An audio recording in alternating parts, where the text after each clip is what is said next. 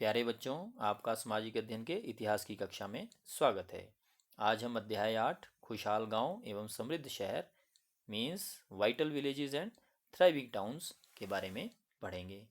इसमें हम गांव और शहर के बारे में जानकारी प्राप्त करेंगे। आओ बच्चों, इस अध्याय की ओर बढ़ें। सबसे पहले हम लोहे के औजार और खेती के बारे में जानें।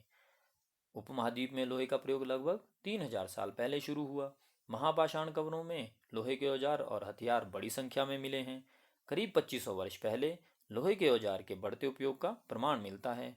जंगलों को साफ करने के लिए कुल्हाड़ियाँ और जुताई के लिए हलों की फाल का उपयोग किया जाता था। उस समय हंसिया, कुल्हाड़ी और संडासी जैसे औजार बहुत प्रमुख थे। आओ बच्चों, कृषि को उत्पादन बढ़ाने के लिए उठाए गए अन्य कदमों के बारे में जानें। कृषि के विकास में नए औजार, रोपाई की तरह सिंचाई भी काफ़ी उपयोगी और महत्वपूर्ण साबित हुई।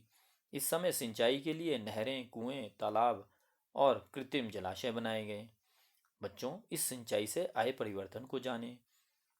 राजा को सेना, महल और किले बनवाने के लिए धन चाहिए। वे किसानों से कर लेते थे। कर अदा करने के लिए किसानों को उत्पादन बढ़ाना था। यह सिंचाई से ही संभव था। राजाओं ने सिंचाई की योजना बनाई और धन खर्च किया। इस सिंचाई से क्या क्या परिवर्तन आए? इस सिंचाई से लोगों ने परिश्रम करना और बढ़ाया। कृषि उत्पादन बढ़ा, राजस्व भी बढ़ा। किसानों को लाभ मिला क्योंकि अब उत्पादन की अनिश्चितता नहीं थी। अब बच्चों, ये जाने कि गांव में कौन रहते थे। उपमहाद्वीप के दक्षिणी और उत्तरी हिस्सों में अधिकांश गांवों में 3 तरह के लोग रहते थे।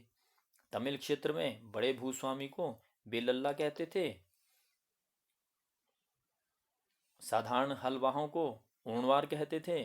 भूमिहीन मजदूरों को दास, कड़ैसियार और अदमई कहते थे। अब आओ बच्चों, जाने ग्राम भोजक क्या होते थे। दक्षिण के उत्तरी हिस्से में गांव का प्रधान व्यक्ति ग्राम भोजक कहलाता था। एक ही परिवार के लोग इस पद पर कई पीढ़ियों तक बने रहते थे। यह पद अनुवांशिक था। ग्राम भोजक के पद पर आमतौर पर गांव का सबसे बड़ा भूस्वामी होता था। ग्राम भोजकों की जमीन पर इनके दास और मजदूर काम करते थे। प्रभावशाली होने के कारण प्रायः राजा भी कर वसूलने का काम इन्हीं को ही सौंप देते थे। ग्राम भोजक कभी कभी न्यायाधीश का और कभी कभी पुलिस का भी काम करते थे। बच्चों, वहां पर स्वतंत्र कृषक भी रहते थे। ये स्वतंत्र कृषक कौन होते थे? ग्राम भोजकों के अलावा अन्य स्वतंत्र कृषक भी होते थे जिन्हें गृहपति कहते थे। गृहपति ज्यादातर छोटे किसान ही होते थे। एक दास कर्मकार भी होते थे वहां पर। कुछ ऐसे स्त्री पुरुष थे जिनके पास अपनी जमीन नहीं होती थी, उन्हें दास कर्मकार कहते थे। इन्हें दूसरों की जमीन पर काम करके अपनी आजीविका चलानी पड़ती थी। अधिकांश गांवों में लोहार, कुम्हार, बढ़ई और बुनकर जैसे कुछ शिल्पकार भी होते थे। प्यारे बच्चों, आओ प्राचीन तमिल रचनाओं के बारे में जानें। तमिल की प्राचीन रचनाओं को संगम साहित्य कहते हैं। इनकी रचना करीब 2300 साल पहले की गई। इन्हें संगम इसलिए कहा जाता है क्योंकि मदुरई के कवियों में के सम्मेलनों में इनका संकलन किया जाता था। गांव में रहने वालों के जिन तमिल नामों का उल्लेख यहाँ किया गया है वे संगम साहित्य में पाए जाते हैं। बच्चों, आओ अब नगर क्या कहती है, वहाँ की कहानियाँ, यात्रा विवरण, मूर्ति कलाएं और पुरातत्व के बारे में जानें। सर्वप्रथम जातक। ये वही कहानियाँ हैं जो आम लोगों में प्रचलित थी। बौद्ध भिक्षुओं ने इन कहानियों का संकलन किया था। शहरों, गांव या फिर जंगलों के जीवन से जुड़ी घटनाओं को मूर्तिकार कलात्मक रूप ढंग से उकेरते थे। मूर्तियों की इमारतों की रेलिंग, खंभों व प्रवेश द्वारों पर सजाया जाता था जहां लोग आते थे। बच्चों, सांची की मूर्ति कला भी बहुत प्रसिद्ध है। यह मध्य प्रदेश स्थित सांची के स्तूप की मूर्ति कला का नमूना है। इसमें शहर के जीवन का एक दृश्य है। अनेक शहर महाजनपदों की राजधानी थे। कुछ शहर परकोटों से घिरे होते थे। अनेक शहरों में वल्लैकूप मिले हैं। बच्चों, ये आप चित्र में भी देख रहे हैं, दिल्ली में मिला हुआ वल्लैकूप। ये वल्लैकूप गुसलखाने, नाली या कूड़ेदान के लिए प्रयुक्त होते थे। प्राय ये वल्लैकूप लोगों के घरों में होते थे। महलों, बाजारों या आम घरों के अवशेष बहुत कम मिले हैं। संभवतः लकड़ी, मिट्टी या कच्ची ईंटों या छप्पर से बने होने के कारण ये ज़्यादा समय तक टिक ना पाए होंगे। प्राचीन शहर के बारे में वहाँ गए नाविकों और यात्रियों के विवरणों द्वारा भी पता चलता है। ऐसा ही एक विस्तृत विवरण किसी अज्ञात यूनानी नाविक का है। जिन जिन पत्रों पर वह गया उन सभी के बारे में उसने लिखा है। आओ बच्चों, अब हम बेरीगाजा यानी भरूच का यूनानी नाम की कहानी के बारे में जानें।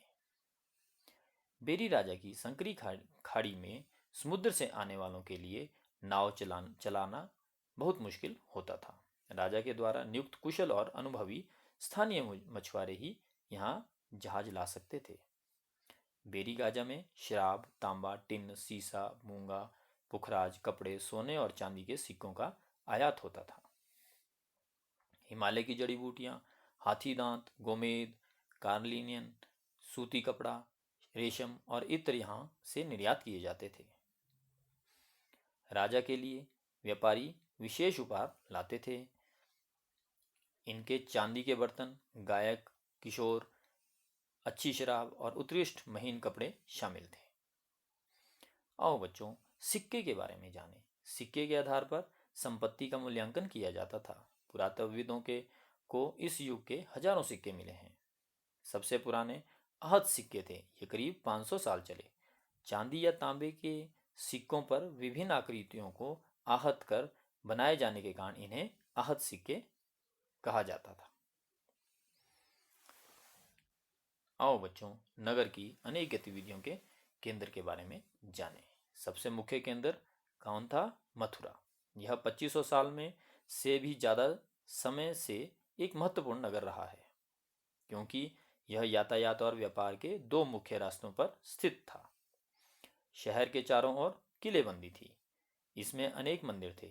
आसपास के किसान और पशुपालक शहर में रहने वालों के लिए भोजन जुटाते थे। मथुरा बेहतरीन मूर्तियों का बनाने का केंद्र था। लगभग 2000 साल पहले मथुरा कुषाणों की दूसरी राजधानी बनी। मथुरा एक धार्मिक केंद्र भी रहा है। यहाँ बौद्ध विहार और जैन मंदिर हैं। यह कृष्ण भक्ति का मुख्य केंद्र था। मथुरा के प्रसर खंडों और मूर्तियाँ पर अनेक अभिलेख मिले हैं। आमतौर पर ये संक्षिप्त अभिलेख हैं जो स्त्रियों और पुरुषों द्वारा मठों या मंदिरों को दिए जाने वाले दान का उल्लेख करते हैं। शहर के राजा रानी, अधिकारी, व्यापारी और शिल्पकार दान करते थे। उदाहरण के लिए मथुरा के अभिलेख में सुनारों, लोहारों, बुनकरों, टोकरी बुनने वालों, माला बनाने वालों और इत्र बनाने वालों के भी उल्लेख मिलते हैं। आओ बच्चों, अब हम शिल्प और शिल्पकार के बारे में जानें।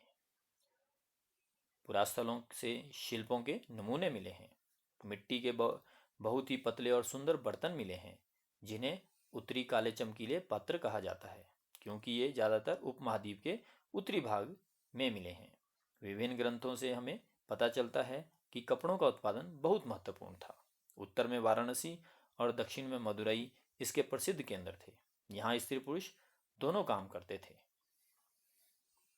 अनेक शिल्पकार तथा व्यापारी अपने अपने संघ बनाने लगे थे, जिन्हें श्रेणी कहते थे। शिल्पकारों की श्रेणियों का काम प्रशिक्षण देना, कच्चा माल उपलब्ध कराना और तैयार माल का वितरण करना था। व्यापारियों की श्रेणियां व्यापार का संचालन करती थीं। श्रेणियां बैंकों के रूप में काम करती थीं, जहां लोग पैसा जमा रखते थे। धन का निवेश लाभ के लिए किया जाता था। मिले लाभ का कुछ हिस्सा जमा करने वालों को लौटा दिया जाता था या फिर मठ आदि धार्मिक संस्थानों को दिया जाता था। आओ बच्चों, अब एक सूक्ष्म निरीक्षण अरिकामेडू के बारे में जानें। लगभग 2200 से 1900 साल पहले अरिकामेडू, जिसे हम पुदुचेरी कहते हैं आजकल एक पत्तन था। यहाँ दूर दूर से आए जहाज़ों से सामान उतारे जाते थे। यहाँ ईंटों से बना एक ढांचा मिला है जो संभवतः गोदाम रहा होगा। यहाँ भूमध्य सागरीय क्षेत्र के एम्फोरा जैसे पात्र मिले हैं। इनमें शराब या तेल जैसे तरल पदार्थ रखे जाते थे। यह एरेटाइन जैसे मोहर लगे लाल चमकदार बर्तन भी यहाँ पर मिले हैं। इन्हें इटली के एक शहर के नाम पर एरेटाइन पात्र के नाम से जाना जाता है। मोहर सांचे पर गीली चिकनी मिट्टी को दबाकर बनाई जाती थी। कुछ ऐसे बर्तन भी मिले हैं जिनका डिज़ाइन रोम का था, किंतु वे यहीं बनाए गए थे। यहाँ रोमन लैंप, शीशे के बर्तन तथा रत्न भी मिले हैं। साथ ही छोटे छोटे कुंड मिले हैं जो संभवतः कपड़े की रंगाई के पात्र रहे होंगे। यहाँ पर शीशे और अर्ध बहुमूल्य पत्थरों के मन के बनाने के पर्याप्त साक्ष्य मिले हैं। बच्चों, आप एक अभिलेखित मिट्टी के बर्तन को देख रहे होंगे। इस चित्र में कुछ बर्तनों पर ब्राह्मी लिपि के अभिलेख मिले हैं। प्रारंभ में तमिल भाषा के लिए इसी लिपि का प्रयोग किया जाता था, इसलिए इन्हें तमिल ब्राह्मी अभिलेख भी कहा जाता है। आओ बच्चों, अब भारत से बाहर के देश के बारे में भी जानें। रोम यह यूरोप के सबसे पुराने शहरों में से एक है। इसका विकास लगभग तभी हुआ जब गंगा के मैदान के शहर बस रहे थे। रोम एक बहुत बड़े साम्राज्य की राजधानी था। यह यूरोप, उत्तर अफ्रीका और पश्चिमी एशिया तक फैला साम्राज्य था। इसके सबसे महत्वपूर्ण शासकों में से एक आंगस्टन ने करीब 2000 साल पहले शासन किया था। उसने कहा था कि रोम ईंटों का शहर था जिसे मैंने संगमरमर का बनाया। आंगस्टन और उसके बाद के शासकों ने कई मंदिर तथा महल भी बनवाए। आंगस्टन ने बड़े बड़े रंग महल यानी एम्पी थिएटर बनाए। इनके चारों तरफ दर्शकों को बैठने के लिए सीढ़ीनुमा जगहें होती थी। यहाँ लोग विभिन्न प्रकार के कार्यक्रम देख सकते थे। उन्होंने स्नानागार भी बनाए जहाँ स्त्रियाँ और पुरुषों के लिए अलग अलग समय निर्धारित थे। यहाँ लोग एक दूसरे से मिलते थे और आराम करते थे। बड़े बड़े जलवाही सेतु के जरिए शहर के स्नानागारों, फुवारों और गुसलखानों के लिए पानी लाया जाता था। तो बच्चों, आज हमने अध्याय 8 खुशहाल गांव और समृद्ध शहर के बारे में जाना। बच्चों, इसके साथ एक कार्यपत्रक भी दिया गया है। आपसे अनुरोध है कि उस कार्यपत्रक को हल करें ताकि आपकी इस अध्याय के प्रति और समझ बढ़ सके। धन्यवाद। खुश रहें, स्वस्थ रहें। Thank you. Be happy and safe.